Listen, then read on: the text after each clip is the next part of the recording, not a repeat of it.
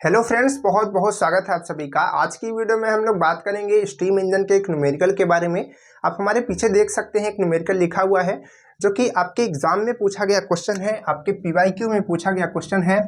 ठीक है, semester exam में कई बार पूछा गया है। इसी तरीके के क्वेश्चंस में डेटा चेंज कर करके कई क्वेश्चंस पूछे गए हैं। तो ये क्वेश्चन जो है बहुत ही इंपॉर्टेंट है, तो इसको बहुत ही ध्यान से देखिएगा, बहुत अच्छे तरीके से समझने की कोशिश कीजिएगा।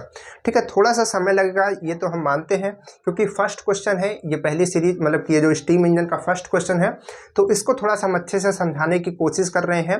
ठीक है, जल्दी से भी सॉल्व कर सकते हैं, बट आपको हम समझाना चाह रहे हैं कि इसमें कैसे इसको अप्रोच करना है, कैसे इसको सॉल्व करना है। तो इस वजह से समय लगेगा, बट आप उसको अच्छे से समझिएगा।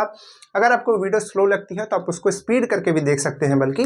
तो देखिए, आप यहाँ पर क्वेश्चंस को ध्यान से पहले पढ़ लेंगे। कोई भी क्वेश्चंस रहता है उसको पहले ध्यान से पढ़ना चाहिए। तो इसमें आप देखेंगे कि कुछ क्वेश्चंस में, जैसे कि स्टीम इंजन के जो क्वेश्चंस हैं, इसमें कुछ कुछ पॉइंट्स को ध्यान रखने पड़ते हैं। जैसे कि आप यहाँ पर एक टर्म देख रहे हैं,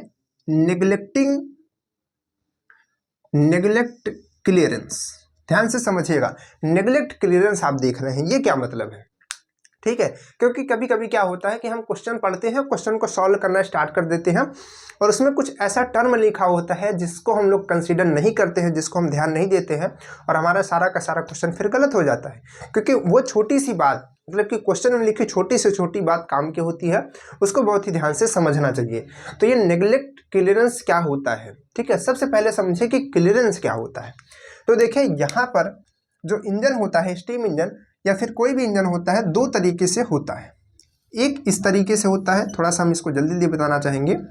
ठीक है, ये इंजन हो गया और इसका एक पिस्टन लगा होता है यहाँ पे, ठीक है, इस तरीके से। और यहाँ पर ये जगह छूटी हुई होती है, और जो पिस्टन है यहाँ से लेकर के यहाँ तक मूव करता है। और एक तरीके से होता है ऐसा कि इसका पिस्टन यहाँ पर लगा होता है, एकदम यहाँ तक। ठीक है, एकदम यहाँ तक लगा हुआ था। तो और ये जो पिस्टन है यहाँ से यहाँ तक मूव करता है। तो जब ये पिस्टन मूव यहाँ से यहाँ तक करेगा, इतनी जगह जो है इसमें ये कभी पिस्टन आता नहीं है, इतनी जगह हमेशा छूटी हुई रहती है। तो इसको हम लोग कहते हैं क्लियरेंस वॉल्यूम। तो जब इस तरीके का जो पिस्टन होता है, इस तरीके से काम करने वाला जो इंजन होता है हमारा, ठीक है, उसको हम लोग कहते हैं कि इसमें क्लियरेंस छूटा हुआ है, मतलब क्लियरेंस दिया गया है, तो इसमें हम लोग कहते हैं विथ क्लियरेंस। इसको हम लोग क्या कहते हैं? With clearance. और इस तरीके से जिसमें क्लियरेंस नहीं दिया गया है, पूरा का पूरा मूवमेंट होता है, इसको हम लोग कहते हैं विदाउट क्लियरेंस। क्या कहते हैं? विदाउट क्लियरेंस कहते हैं। बात क्लियर हो गई है ना? विथ क्लियरेंस और विदाउट क्लियरेंस। अब इनका जो डायग्राम है, जो इनका ग्राफ बनता है, जिसको हम लोग इंडिकेटेड डायग्राम कहते हैं, क्योंकि इंडिकेटेड डायग्राम बहुत ही इंपॉर्टेंट होता है किसी भी चीज़ के लिए, तो इसका इंडिकेटेड डायग्राम भी अलग बनता है। हमने आपको समझाया था इंडिकेटेड डायग्राम, इसका डेरिवेशन भी किया हुआ है, तो आप पिछली वीडियोज को जरूर से जरूर देख लीजिए, ताकि आपको ये चीज़ें बिल्कुल भी अच्छे तरीके से क्लियर हो जाए। क्योंकि आप न्यूमेरिकल को रट नहीं सकते, आपको समझ के करना पड़ेगा। ठीक है, तभी आपके जीवन में वो काम आएगा। तो यहाँ पर देखिए, विथ क्लियरेंस को देखिए, तो क्लियरेंस दे करके जो डायग्राम बनाया जाता है, तो ये जो डायग्राम है, इसका इंडिकेटर डायग्राम इस तरीके से बनता है। ठीक, और इसका इंडिकेटर डायग्राम इस तरीके से बनता है। क्या अंतर होता है इनमें, आप खुद से भी अभी देख पाएंगे। देखिए ध्यान से, डायग्राम में कोई चेंजेस नहीं है, डायग्राम सेम है, डायग्राम में कोई भी चेंजेस नहीं है। ठीक है, इसका भी डायग्राम इसी तरीके से बनता है, इधर ही रोटेट करता है, मतलब साइकिल ऐसे ही घूमती है। ठीक है, साइकिल ऐसे ही चलती है, इसमें भी ऐसे ही चलती है, कोई दिक्कत नहीं है। बट यहाँ पर अंतर आप देख रहे हैं कि ये जो डायग्राम है, ये आप देख रहे हैं इसमें जगह नहीं खाली हुई, यानी कि क्योंकि ये वॉल्यूम की लाइन है, तो जीरो वॉल्यूम। यहाँ पर क्या होता है, इस पॉइंट पे जीरो होता है। ठीक है, ये इनिशियल पॉइंट जीरो होता है, तो यहाँ पर जगह बिल्कुल भी छूटी हुई नहीं है। ठीक है, जगह छूटी हुई नहीं है, क्योंकि वॉल्यूम छूटा हुआ नहीं है। और ये जो है आप देखेंगे तो यहाँ से यहाँ तक का जो डिस्टेंस है वो छूटा हुआ है, ये वॉल्यूम का ही तो है, ये वॉल्यूम की लाइन है, तो इस पर वॉल्यूम है तो शो होगा। तो इस वॉल्यूम को हम लोग कहते हैं VC। ठीक है, क्लियरेंस वॉल्यूम। तो ये वॉल्यूम छूटा गया होता है जिसमें विथ क्लियरेंस होता है, तो इसका डायग्राम ऐसे बनता है। जिसमें नहीं छूटा होता है, इसका डायग्राम ऐसे बनता है। तो यहाँ पर आपके क्वेश्चंस में क्या कहा गया है, इसको ध्यान से देखिए। तो क्वेश्चन में कहा गया है नेग्लेक्ट क्लियरेंस। नेग्लेक्ट क्लियरेंस यानी कि क्लियरेंस को नेग्लेक्ट कर देना है, छोड़ देना है, नहीं कंसीडर करना है। तो छोड़ देना है मतलब विदाउट क्लियरेंस। तो आप कौन सा डायग्राम बनाएंगे? ये वाला। अब ये डायग्राम बनाने की क्या जरूरत है भाई? आप कहेंगे डायग्राम बनाने की क्या जरूरत है, हमको तो न्यूमेरिकल सॉल्व करना है। तो आप यहाँ पर देखिए, यहाँ पर लिखा हुआ है मीन इफेक्टिव प्रेशर। ठीक है, क्या लिखा हुआ है? मीन इफेक्टिव प्रेशर, और इसी चीज को फाइंड करना है, find the theoretical mean effective pressure. तो आपको मीन इफेक्टिव प्रेशर निकालने के लिए, किसी भी चीज का मीन इफेक्टिव प्रेशर निकालने के लिए आपको उसका इंडिकेटेड डायग्राम बनाना ही पड़ेगा। अगर आप उसमें नहीं बनाते तो आपका 1-2 नंबर कम हो जाएगा। तो जरूर बनाइए इस डायग्राम को। तो ये डायग्राम आप बनाएंगे, इतनी बात तो क्लियर हो गई। तो ये हर एक क्वेश्चन में देगा, ठीक है, कि वो नेग्लेक्ट क्लियरेंस है या फिर क्लियरेंस के साथ है। अगर नहीं देगा तो उसमें मान लीजिए कि क्वेश्चन में दे दिया कि वीसी की जो मतलब वीसी जो है मान लीजिए कि दे दिया 2, ठीक है, वीसी जो है 2 मीटर क्यूब है या जो भी है, जितना भी है, तो उसमें कुछ ना कुछ उसको दे देगा। मीटर क्यूब नहीं, सेंटीमीटर क्यूब, मान लीजिए सेंटीमीटर क्यूब है। तो यहाँ पर वीसी की अगर वैल्यू दे दिया और नहीं कह रहा है, चाहे नेगलेक्ट कह रहा है, कुछ भी नहीं कह रहा है, तो आप तो ये समझ रहे हैं ना कि अगर वीसी की वैल्यू दिया तो कुछ ना कुछ वीसी होगा, यानी कि कुछ ना कुछ वॉल्यूम छूटा होगा। यानी कि आप दिमाग वहां पर लगाएंगे कौन सा डायग्राम बनाना है, ये वाला बनाना है, ठीक, क्योंकि वीसी, क्योंकि इस वीसी तो इसमें होगा नहीं, कि होगा नहीं होगा ना, इस वजह से यहाँ पर क्या कहा है, नेगलेक्ट क्लियरेंस। हम कौन सा डायग्राम बनाएंगे, ये वाला बनाएंगे। बात क्लियर हुई। चलिए, तो इस डायग्राम को बनाते हैं, उसके बाद इसका इंडिकेटेड डायग्राम, सॉरी, इसका मीन इफेक्टिव प्रेशर निकालते हैं, ठीक है। चलिए, तो अब आप सबसे पहला काम क्या करेंगे, देखेंगे कि कैसा है, क्लियरेंस है कि क्लियरेंस नहीं है। तो जब आपको क्लियर हो जाए तो आप उसका डायग्राम बनाइए एकदम साफ सुथरा, जैसा कि हम बनाने जा रहे हैं, एकदम अच्छा डायग्राम, ठीक है, मन करेगा खा जाए। चलिए, तो ये हो गया आपका प्रेशर और ये हो गया आपका वॉल्यूम, पीवी डायग्राम। तो यहाँ पर हमको नेगलेक्ट क्लियरेंस करना है, क्लियरेंस नहीं देना है, तो हम इसको, एक सेकेंड, सॉरी, ठीक, थोड़ा सा अच्छे से बनाया जाए, ठीक है। ये इधर का है, फिर से इधर पे, ठीक है, हम इसको इस वजह से लगा देते हैं ताकि आपको क्लियर रहे कि ये क्या चीज़ें हैं। और जो ये आप डायग्राम देख रहे हैं, इंडिकेटेड डायग्राम, ये किस तरीके से काम करता है, इसके जो ये ऐसा क्यों हो गया, इधर इस तरीके से टेढ़ा क्या हो गया, फिर ऐसे ऐसे, ये क्या है, अगर आप नहीं जानते हैं तो प्लीज़ आपसे रिक्वेस्ट है कि आप इस न्यूमेरिकल को समझने से पहले इंडिकेटेड डायग्राम की हमारी वीडियो पड़ी हुई है, चैनल पे आप जाइए, प्लेलिस्ट बनी हुई है थर्मल की, आप उसमें देखिए, बहुत अच्छे से क्लियर हो जाएगा, फिर आपको ये न्यूमेरिकल और अच्छे तरीके से समझ आएगा। तो देखिए, यहाँ से ये इस पॉइंट को हम लोग कहते हैं 1 पॉइंट, इसको कहते हैं 2, यहाँ पर होता है 3, इस पॉइंट को 4 और इस पॉइंट को 5, ठीक।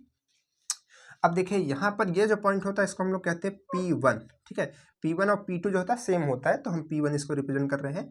इसके बाद अगर आप इसको नीचे लाएंगे, इसको आप अगर नीचे लाएंगे ऐसे डॉटेड करके, ठीक है, ऐसे डॉटेड करके आप इसको नीचे लाएंगे, तो ये जो आपका, ठीक है, इसको थोड़ा नीचे कर देते हैं क्योंकि यहाँ पे लिखना, तो ये जो, एक सेकेंड, ये जो आपकी डिस्टेंस है वो क्या होगी, ये जो आपकी डिस्टेंस है ये होगी V2, ठीक है। देखिए, ये V2 है, इस पॉइंट को हम लोग बोलते हैं इनिशियल पॉइंट, ये हमारा इनिशियल पॉइंट होता है जहाँ से स्टीम आना स्टार्ट होती है, और ये जो पॉइंट होता है यहाँ से स्टीम आना बंद होती है, तो इसको हम लोग बोलते हैं कट ऑफ पॉइंट। इस पॉइंट को हम लोग क्या बोलते हैं, कट ऑफ पॉइंट, हम यहाँ पर लिख दे रहे हैं कट ऑफ पॉइंट, ठीक है, कट ऑफ पॉइंट। ये यहाँ से आना स्टार्ट होती है, यहाँ तक आती है, उसके बाद स्टीम आना बंद हो जाती है, क्योंकि हर समय तो ऐसा नहीं कि पिस्टन में स्टीम जाती ही रहेगी, कुछ देर के लिए जाती है, पिस्टन पीछे जाता है, फिर पिस्टन जब फिर से यहाँ पर आता है फिर स्टीम आती है, फिर पीछे जाता है, फिर जब इधर घूम के आता है, फिर मतलब कि ऐसे धक्का देता रहता है, ठीक है। तो यहाँ से आना स्टार्ट होती है, यहाँ तक आती है, फिर पिस्टन हमारा आगे जाता है, मतलब पीछे की तरफ जाता है, फिर इधर की तरफ खिसकता है, तब फिर से स्टीम आती है, फिर उसको धक्का देती है, तो ये प्रोसेस चलता रहता है। और जो ये वाला पॉइंट है, अगर आप इसको आगे बढ़ाएंगे, इस वाले पॉइंट को डॉटेड करते हुए आगे बढ़ाएंगे, तो ये जो आपका पॉइंट दिखेगा, ये पॉइंट आपका होगा V3, ठीक है। तो आप इतनी चीज़ों को पहले बना करके रखेंगे। और आपको यहाँ पर बता दें कि ये जो आप पॉइंट देख रहे हैं यहाँ पर, क्योंकि ये तो इनिशियल पॉइंट है, प्रेशर, ठीक है, स्टार्टिंग में प्रेशर स्टीम का बहुत ज़्यादा होता है, और यहाँ पर जो प्रेशर होता है, क्योंकि ये पिस्टन इस साइड आ रहा था, तो थोड़ा सा जो स्टीम होती है वो बैक प्रेशर लगाती है पिस्टन के ऊपर उल्टा, तो इसको हम लोग बोलते हैं बैक प्रेशर, इसको हम लोग PB से रिप्रेजेंट करते हैं, ठीक है। ये हमारा थोड़ा सा लॉस भी करता है, तो इसको हम लोग माइनस में ही रखते हैं, जब फार्मूले में भी आप देखेंगे तो माइनस में ही रहेगा, तो इस पॉइंट को हम लोग बोलते हैं PB। आप इसको P5 या P4 भी बोल सकते हैं, बट इसका एक नाम दे दिया गया PB, बैक प्रेशर, ठीक। तो P1, तो आप सारा कुछ समझ गए हैं। चलिए, अब आते हैं अपने न्यूमेरिकल पे, न्यूमेरिकल को पढ़ते हैं, क्या लिखा हुआ है, a steam engine cylinder receive steam at a pressure of 11.5 bar, ठीक है, यहाँ तक पढ़िए। यानी कि एक स्टीम इंजन सिलेंडर के अंदर जो स्टीम है वो रिसीव होती है कितने प्रेशर पे, 11.5 पे। यानी कि हमने बताया ना कि स्टीम कहाँ से आना स्टार्ट होती है, 1 पॉइंट से। मतलब कि अगर आप इस डायग्राम को देखेंगे तो इस पॉइंट से, ठीक है, यहाँ से आना स्टार्ट होती है, इतनी देर तक आती है, ठीक, डायग्राम से। तो यानी कि यहाँ पर ये वैल्यू बता रहा है 11.5 है, किसकी वैल्यू बता रहा है, P1 की वैल्यू बताई जा रही है। तो यहाँ पर क्या क्या गिवन है, आप चलिए लिखिए इस चीज को। एक सेकेंड, मार्कर कभी कभी ना धोखा देता है, सब लोग धोखेबाज हो गए ना। चलिए, तो यहाँ पर क्या है, P1, तो P1 पॉइंट क्या है, 11.5 बार।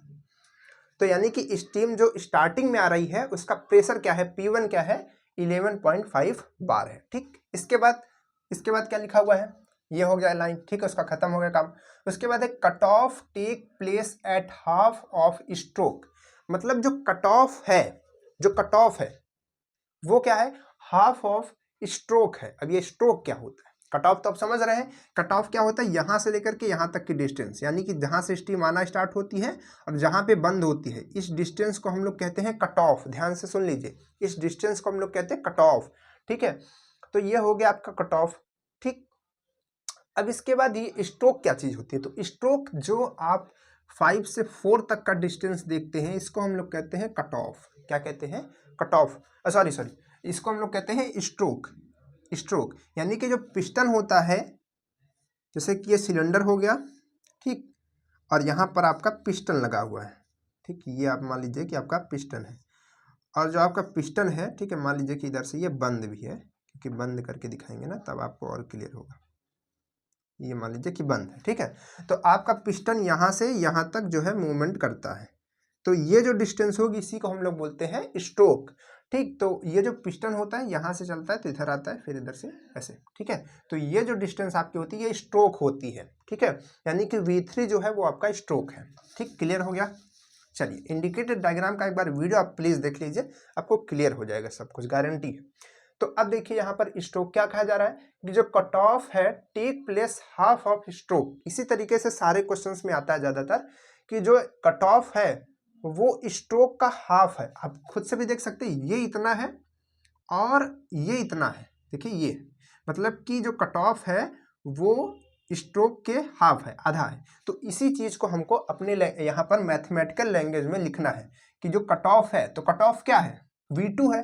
तो यहाँ पर हम लिखेंगे कि जो V2 है, V2 मीन्स कट ऑफ, जो कट ऑफ है वो हाफ है किसके, V3 के, यानी कि स्ट्रोक के। तो अगर हम V3 का हाफ कर देंगे तो इसका इक्वल हो जाएगा ना, तो V3 का हाफ आप कर दीजिए, तो लिखिए half of V3।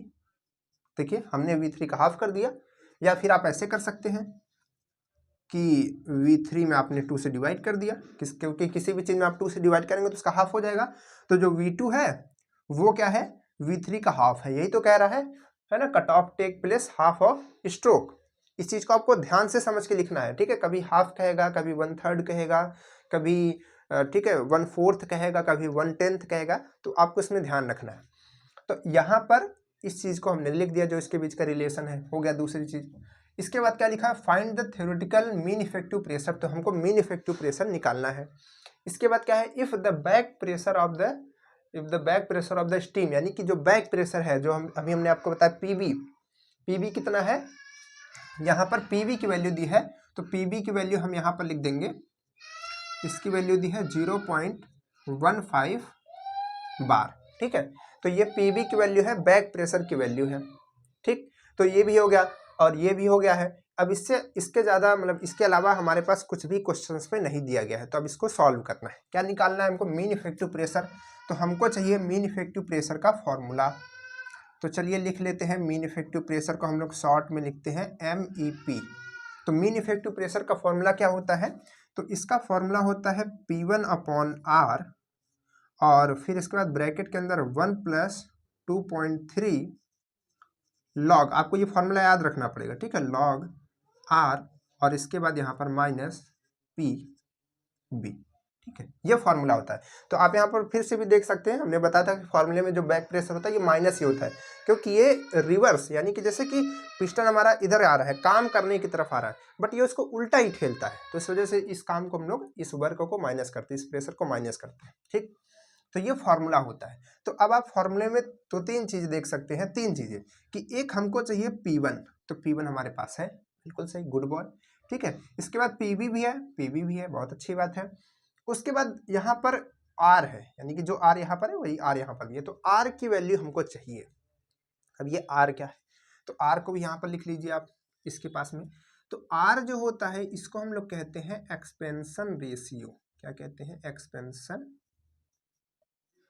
Expansion ratio को हम लोग R से डिनोट करते हैं। ठीक, यहाँ पर मतलब कि स्टीम इंजन में, तो ये R हो गया एक्सपेंशन रेशियो। तो इसका जो फॉर्मूला होता है ये होता है कि टोटल स्ट्रोक, मतलब जितना स्ट्रोक होता है, मतलब स्ट्रोक वॉल्यूम, और जो कट ऑफ होता है उसका जो रेशियो होता है उसको हम लोग कहते हैं एक्सपेंशन रेशियो। यानी कि क्योंकि एक्सपेंशन, देखिए एक्सपेंशन कहाँ हो रहा है, यहाँ से लेकर के यहाँ तक एक्सपेंशन होता है, तो एक्सपेंशन जो है, एक्सपेंशन का लास्ट पॉइंट अपॉन एक्सपेंशन का फर्स्ट पॉइंट जो होता है, यानी कि V3 अपॉन V2 जो होगा, ये जो रेशियो होता है इसी को हम लोग कहते हैं एक्सपेंशन रेशियो। आप इसको भी याद रखेंगे, ये फॉर्मूला है। ठीक है, चलिए, यानी कि ये तो हमको क्लियर हो गया कि अगर हमको R चाहिए तो हमको V3 अपॉन V2 लाना पड़ेगा। अब ये V3 अपॉन V2 कहाँ से आएगा, तो V3 अपॉन V2, चलिए देखिए, तो R हमको निकालना है, तो हमने यहाँ पर किया R equal V3 upon V2। ठीक है, तो अब हमको V3 अपॉन V2 चाहिए, लेकिन यहाँ पर हम देख रहे हैं, यहाँ पर पहले ये जो रिलेशन हमको पता है, तो यहाँ पर हम देख रहे हैं कि V2 की वैल्यू हमको दी है। V2 की वैल्यू क्या है, V3 बाई मतलब V3 अपॉन 2 है, तो V2 की जगह, यानी कि जो यहाँ पर V2 है इसके जगह हम इस वैल्यू को रख सकते हैं, इसके जगह इस वैल्यू को बिल्कुल रख सकते हैं ना, वही चीज़ है।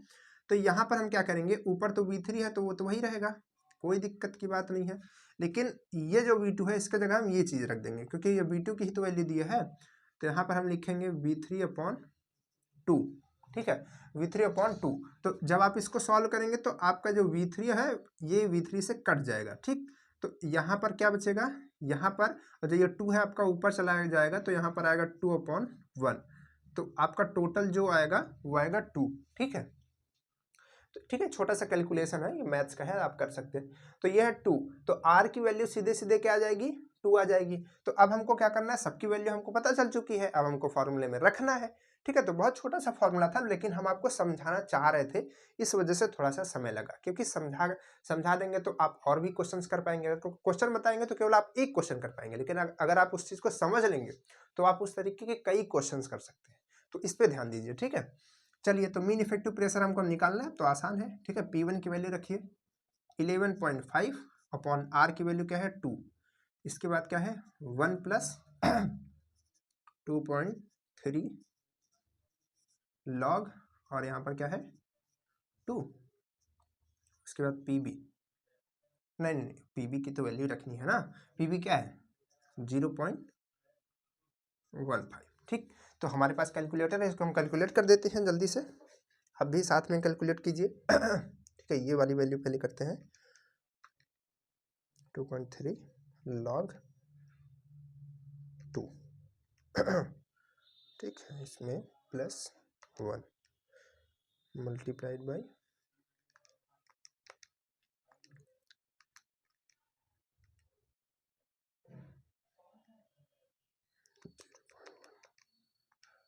ठीक है, तो इसमें जो वैल्यू आ रही है, ये वैल्यू आपकी आ रही है 5 नहीं, 9.581। ठीक है, आप 1 लिखिए, अंदर लिखिए, क्योंकि आपका जो प्रेशर था वो सारे बार में थे, और आप यहाँ पर यूनिट का जरूर ध्यान रखेंगे कि अगर जो सेम यूनिट है, मतलब सेम यूनिट सबकी होनी चाहिए। ठीक है, अगर ये बार में है तो ये भी बार में होना चाहिए, ज़्यादातर सारी चीज़ों को बार में रख करके ही सॉल्व कीजिए। ठीक है, तो इस चीज़ का आप ध्यान रखेंगे, यूनिट वगैरह का, और जब भी आप आंसर लिखेंगे तो इसका जो यूनिट है वो जरूर लिखेंगे, तो ये आपका आंसर आएगा। ठीक है, आप यहाँ पर देख सकते हैं, ये यही वैल्यू आई है। ठीक, चलिए, तो इस तरीके से आपका जो क्वेश्चन है इसको हमने सॉल्व किया, आपको हमने बताया किस तरीके से इसको सॉल्व करना है।